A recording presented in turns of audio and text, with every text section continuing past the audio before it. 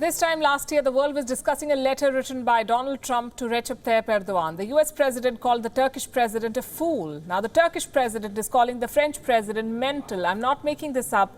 Listen to it from the horse's mouth. Macron'un zihinsel noktada bir tedaviye ihtiyacı var. İnanç hürriyetinden, inanç özgürlüğünden anlamayan ve kendi ülkesinde yaşayan milyonlarca farklı inanç mensubu insanlara bu şekilde davranan bir devlet başkanına başka ne denilebilir? Öncelikle bir akli noktadan kontrol. That was the Turkish president calling the French president names. Erdogan said Macron needs mental treatment.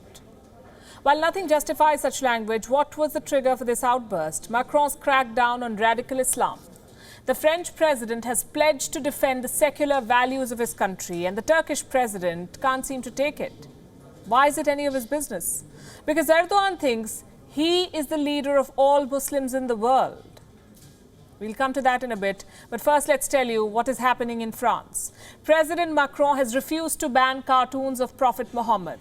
He wants to reform Islam in his country. He wants to root out extremists. His decisions have triggered an Islamic backlash. The Arab world is boycotting French products. The Muslim world is calling Macron the devil. It's the #1 trend, by the way, on social media in India. Macron the devil. And leaders like Turkey's Erdogan and Pakistan's Imran Khan are hurling abuses at the French president. They're calling him an Islamophobe. Our cover story tonight is about a leader who is fighting extremism and being trolled for it. On this show, we've always lauded Macron's approach. Instead of playing safe, pandering to a vote bank and being politically correct, he's chosen the tougher path. He's called Islam a religion in crisis and he's set out to fix it.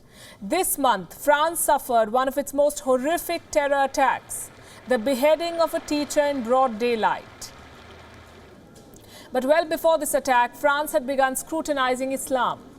The president had announced a law to regulate Islam, make the religion more compatible with French secularism. He wanted to rein in the radicals. After the beheading, he intensified the crackdown, and now he's facing a backlash. Leading the charge against Macron is the president of Turkey, Recep Tayyip Erdogan, hurling insults at his French counterpart. Listen in. Fransa'nın başındaki zat şaşırmış. Yatıyor, kalkıyor, Erdoğan'la uğraşıyor. Ya önce sen kendine bir bak. Nereye gidiyorsun bir ona bak. Dün Kayseri'de de söyledim. Bu bir vaka. Onun için bir hakikaten kontrolden geçmesi lazım.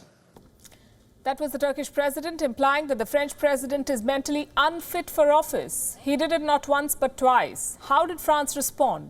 It hasn't taken the insult lying down. France has recalled its ambassador in Ankara. But the backlash has been extreme and widespread. Since Friday, people across the world have taken to social media to criticize President Macron. He's been slammed by groups and individuals in the United Kingdom, Kuwait, Qatar, Palestine, Egypt, Algeria, Jordan, Saudi Arabia, and of course, Turkey. 3 hashtags are targeting the French government and President Macron: boycott French products, Islam, and never the prophet in Arabic. And it's not just online. There are protests on the streets too. In Libya, protesters burned the French flag and portraits of the French president. In Jordan, people are boycotting French goods. Supermarkets have taken French products off the shelves. Some shops have put up signs that say, and I'm quoting, "In solidarity with Prophet Muhammad, peace be upon him, all French products are boycotted." The list of countries and regions that witnessed protests is rather long. In a span of just a few days, we have received pictures from Gaza, Bangladesh, Qatar, Libya, Israel, and more. Leaders like Erdogan are riding this wave, whipping up the anti-France rhetoric. İkinci Dünya Savaşı öncesinde Avrupa'daki Musevilere karşı yürütülen linç kampanyasının bir benzerine bugün Müslümanlar maruz kalıyor. In Pakistan, Prime Minister Imran Khan faces massive countrywide protests against his own government. But he took to social media to say what? To accuse Macron of polarization, to accuse the French president of marginalization of Muslims. How is Macron taking all of this? He says he's undeterred by the criticism. Let me quote his statement. "We will not give in ever. We respect all differences in a spirit of peace. We do not accept hate speech and defend reasonable debate. We will always be on the side of human dignity and universal values." France is at an inflection point.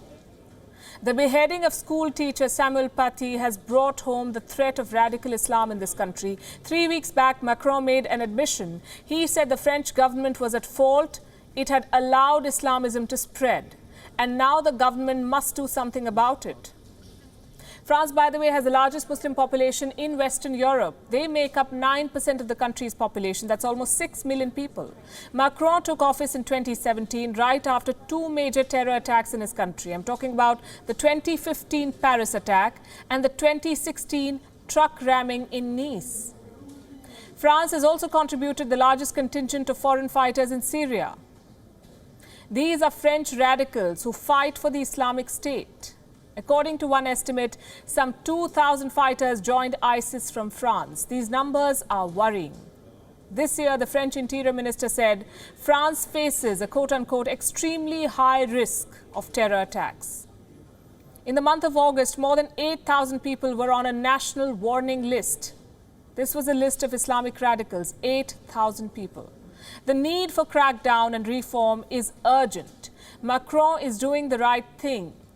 He says he's designing an Islam for France. The new law will keep madrasas in check. It will impose stringent limits on homeschooling, keep children out of madrasas. Public funding will also be monitored. Groups that collect money will be asked to sign a charter on secularism. And foreign imams will not be welcome in France. It used to be a widespread practice. These proposals are radical and long overdue. What Macron does in France may well set the template for Europe and the rest of the world. The global protest by a certain section is only proof that he's hitting them where it hurts the most. Thank you for watching Gravitas on WION's YouTube channel. If you want to stay up to date with what's happening around the world, then subscribe to our channel and don't forget to like and share. Thank you very much for watching WION. The World is One.